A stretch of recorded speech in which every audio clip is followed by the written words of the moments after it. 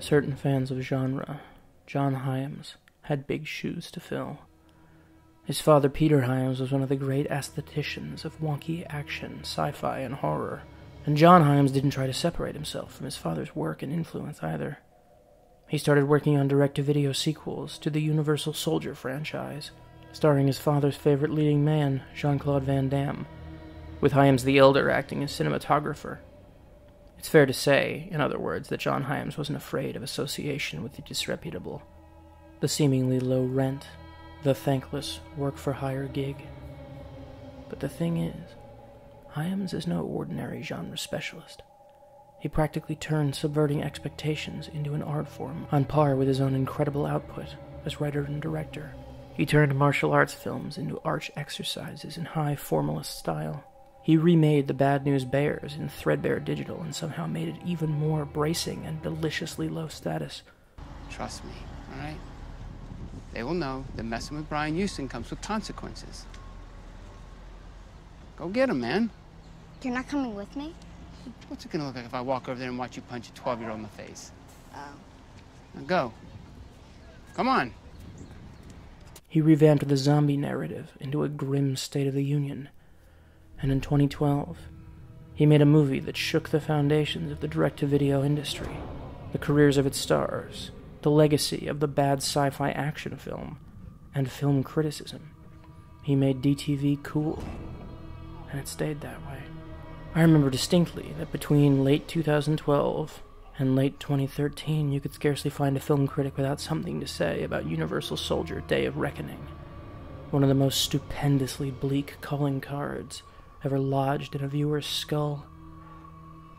Hyams took the fantastical and cheesy action series and rebranded it as a psychedelic odyssey, something you'd expect to see on Videodrome late at night before the TV bled and sweat and compelled you to commit a political assassination. Scott Adkins, perhaps the 21st century movie star, is our point of view character, literally.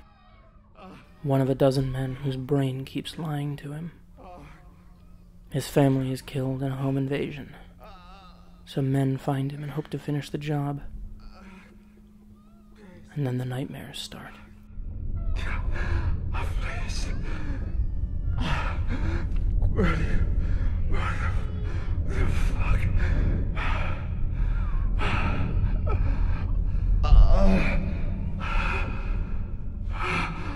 What the?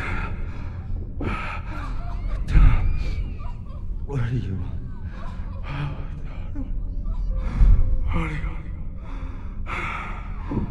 Please.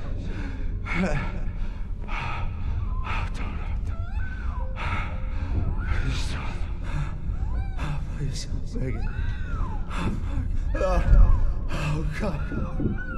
If you want them, I swear to God. No!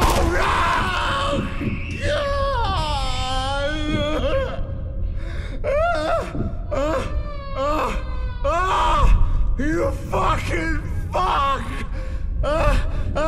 Please, no, my baby. Oh, God, my baby, please. No!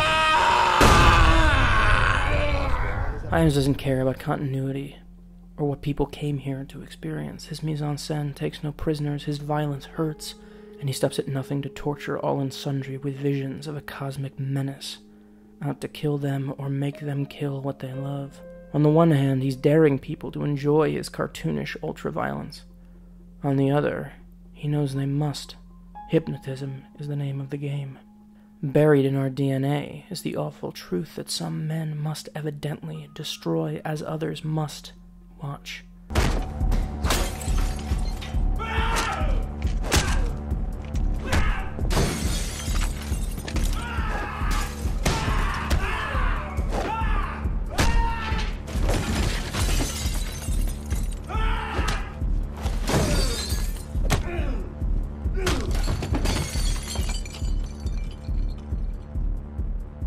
Came here to kill me.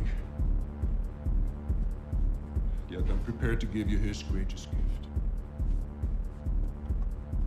You will be freed. You will serve him.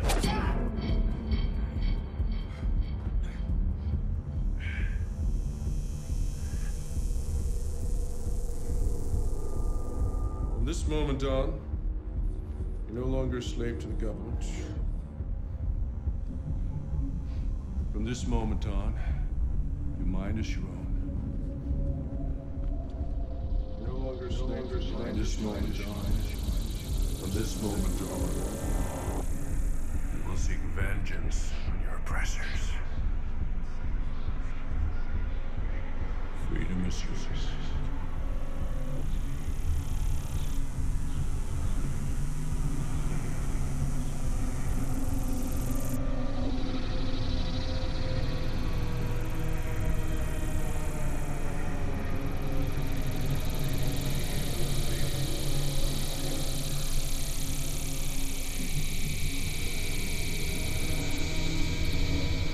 Day of Reckoning is a hideous parody of the fixations of macho suburban men. For all its hallucinatory qualities and outsized generic elements, it's a shockingly prescient look into the condition of violent people all over America. The need, we feel, to be destructive and endanger others.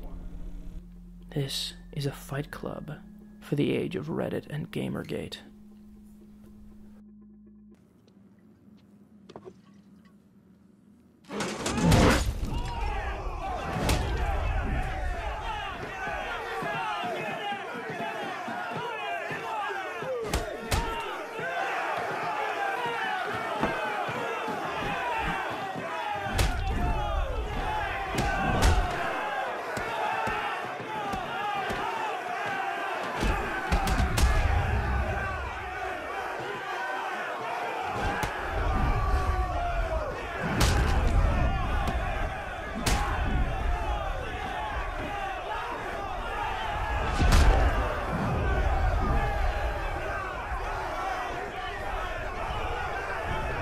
Van Damme and Dolph Lundgren, the once dreamy stars of 10,000 DTV thrillers, now play morbid, avenging harlequins out to mold the universe that used to pay pennies to watch them fight all comers on VHS.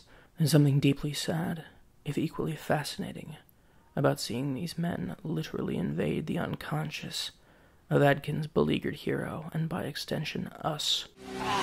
Well, that's the spirit, soldier!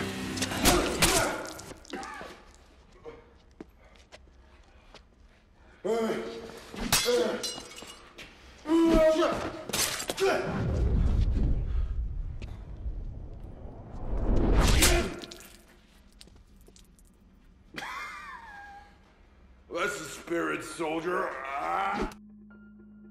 Like Takashi Miike or David Lynch, Hyams understands that violence is an unstoppable and intractable component of the human condition.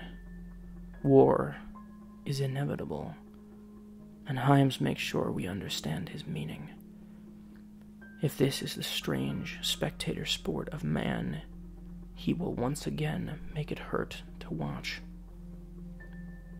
John Hyams may toil without becoming even as big as his father, but he's proven in the precious few movies he's made that he rewards the omnivorous and the curious with work that should have been product, and instead aims for regressive high art, outclassing and outgunning so many of his stylistic forebears. Universal Soldier Day of Reckoning calls to mind much, and leaves it all in a pool of its own blood.